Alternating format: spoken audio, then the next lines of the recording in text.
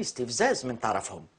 هذيك القناة الجميع يعرف الدور القدر اللي لعبته في المؤامرة اللي استهدفت الحزب لمدة 3 أشهر منذ في بداية السنة. وهي كانت الأداة الإجرامية نتاعها. وبطبيعة الحال احنا رفعنا كم دعوة قضائية، 5 أو 6 وربما أكثر عليها في عنابة، في العاصمة، في بعد المؤتمر تاعنا في ثاني يوم من المؤتمر الاستثنائي اتصلوا بنا وقال نطويوا الصفحة وكأنه شيء ما صرا. قلنا لا يمكن إطلاقا أنه ترجع العلاقات بيننا وبينكم، خلاص انتم قطعتوها، احنا ما كانش عندنا مشكل معاها هذه القناة ابدا. هما لاسباب نجهلها اللي مشاو سيغتنمون لمصالحهم، عندهم مصالح في هذيك العملية، لاننا عرفنا الخبايا فيما بعد. احنا انتقلنا لمرحلة اخرى، وهذيك القناة بالنسبة لي انا شخصيا ما عادتش موجودة نهائيا. مش ممكن ابدا نعاود نروح للبلاطوات نتاعها، لانه احنا عندنا مبادئ، احنا ثقافة تاعنا إسلامية ماشي تاع المسيحيين. واحد يعطيك كف على خد انت تمد له خدك الاخر، لماذا نعاود نربط معاه؟ فاتصلوا قالوا، قلنا لا. جاء في هذاك التجمع وكم مرة جاء نفس الصحفي هذاك وشرحوا له القياديين باللي لازم يبعدنا، مش ممكن ابدا تعاود ترجع العلاقة. فجاء كم مرة كان تحرش، مطاردة، فجاء قلت له بعد نعم لاني ارفض التعامل مع هذه القناه. يقول البعض انه المشكل ويزحلون تعرفه وتعرف خصمها، فلماذا ربما تتعامل بتلك السلبيه كما قال البعض مع المصور ومع الصحفي؟ لانه هذاك الصحفي حتى اعترف مع الصحفيين انه صاحب القناه هو اللي قال له يدير هاك. هو قال لي لازم تهضر معها بالسيف اليوم. علاش يهضر معايا بالسيف؟ دونك كان استفزاز، كانوا محضرين له. انا نشعر بالقرف لو كان نشوف ربما لانك شخصيه وطنيه وشخصيه سياسيه مهمه. لا لا ماهيش قناه تلفزيونيه، ما عندهاش علاقه بالاخبار. سامحني سيدي، هذه الوسائل تاع البروباغندا تاع النازيه، نتاع القذف، نتاع كذا. انا ما راحش نجاوب على الانحطاط هذا من عندها 5 أيام، كانه ما عندهاش مواضيع واحده اخرى. في الواقع هي دارت لنا اشهار كبير، دارت لنا حمله انتخابيه قبل اوانها. هذه القناه مازال ما فهمتش انه ما عاد حتى واحد يصدقها. كل ما تديروا وتقولوا ينقلب الى عكسه. ولكن احنا شفنا مباشره قال اسيدي اشتكى وراح وقال ونددوا بيا خلاص، ومن بعد وربطوها ومع ربراب ومع كذا ومع الجنرال توفيق ومع كذا. هادوما وزادوا داروا الاجماع ضدهم. الخبر دارت الاجماع معاها، التفت الشرائح الشعبيه معاها، الاعلام الحر الحقيقي معاها، وهذيك القناه بالعكس ضدها. يعني الاغلبيه الساحقه ضدها، وهذه راح تصرى لها كما الجزيرة، لأنه هذه القناة تشبه القنوات تاع الحرب اللي حرضوا على الحرب. هذه تشبه يعني قاعدة تحرض على الفتنة في بلادنا. يكفيها أنها هي اللي قاعدة تدير الحملة لشكيب خليل. ويكفينا ما تكلمت في هذا الموضوع. نذهب إلى موضوع آخر، وموضوع مهم جدا وربما قبل ما نكمل، أنا شخصيا هذا الأمر والله يكون يكملوا أنكور شهر. يدير واش يحبوا، لا أكترث إطلاقا.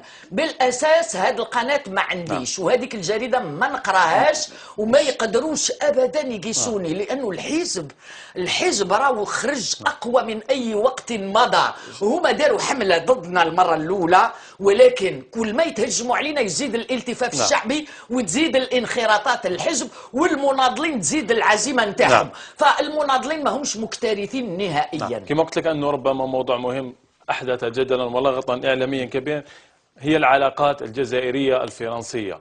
بسؤال مباشر، ما الذي يحكم العلاقة بين الجزائر وفرنسا؟ فرنسا كل علاقاتها تحكمها مصالحها. المفروض أنه احنا أيضا نبحث عن مصالحنا في كل المعاملات. المشكل اللي صار أنه في السنوات السابقة رئيس الجمهورية كان دائما يحرص على أنه يكون توازن في العلاقات الاقتصادية والتجارية ما بين الجزائر والبلدان الأخرى، فرنسا، الولايات المتحدة، حتى بلدان الخليج. يقول باش يبعد البلا على خاطر لو كانت الكفة تميل لصالح طرف، الطرف الآخر يبدأ يتحرش. الظرف الأمني خطير. بلادنا مستهدفة. شاهدنا في السنوات الأخيرة أنه أصبحت عندنا أفضلية فرنسية في التوجه الاقتصادي. نعم، راك فاهم، أنت راك فاهم أنه كاين مسؤولين مش كل المسؤولين، كاين مسؤولين يعطيوا الافضليه للشركات الفرنسيه، يعني الاغلبيه نتاع الصفقات داتهم شركات فرنسيه، هذا واقع، الارقام تشهد على ذلك. بيان سور هذا الشيء ما يقدرش يرضي مثلا امريكا او قوى واحده اخرى، فبالتالي يقدر يجيب لنا البلا، يقدر يجيب لنا البلا. هي فرنسا في ازمه غير مسبوقه، ازمه سياسيه خطيره، في ازمه اقتصاديه يعني غير مسبوقة، أزمة اجتماعية فيه رفض شعبي شبه مطلق للرئيس هولاند، للحكومة نتاعو، للوزير الأول نتاعو، للوزراء نتاعو، للسياسات نتاعو. أنت شايف الإضرابات الشاملة، ومازال قدامهم عندهم وضع شبه ثوري، شبه ثوري، لانه خلاص يعني ضاقت بهم الدنيا، العمال والشباب. انت شايف ثانويين طلبه يخرجوا طارحين المشكل تاع مستقبلهم اللي انه مظلم. فعندما بلاد تكون في ازمه بهذه الخطوره، بهذه الخطوره، تروح تبحث عن الحلول في اماكن اخرى. وشن هي الحلول اللي لقاها هولاند؟ هي الحروب الاستعماريه التفكيكيه، المستعمرات القديمه، في يروح المالي، يدخل في مالي، يدخل في ليبيا ويدمرها، يدخل في سوريا. صناعه السلاح هي اللي قاعده تتطور، الباقي كله قاعد ينهار. وهو كان معول انه الجزائر ترجع نوع من المستعمره نتاعو، كما لا غوادلوب، نرجعوا حنايا كما لا مارتيني، كما كذا.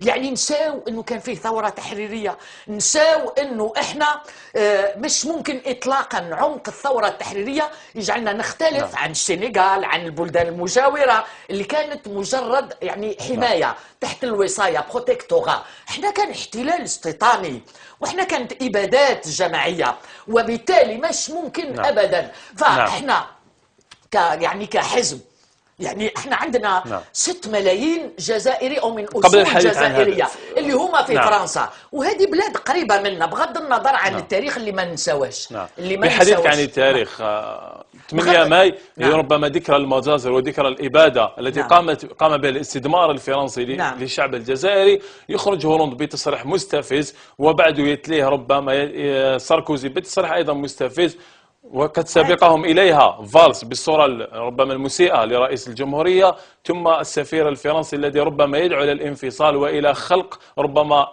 يعني خلق الطبقية في الوسط. كما في مالي، كما في مالي، خلق الطبقية في وسط. هم الحكومة الفرنسية، الدولة الفرنسية هي المسؤولة عن كل ما حدث في مالي منذ السبعينيات، هي اللي مهدت لكل ما يجري، ويريد زرع الجهوية ربما. نعم أكيد.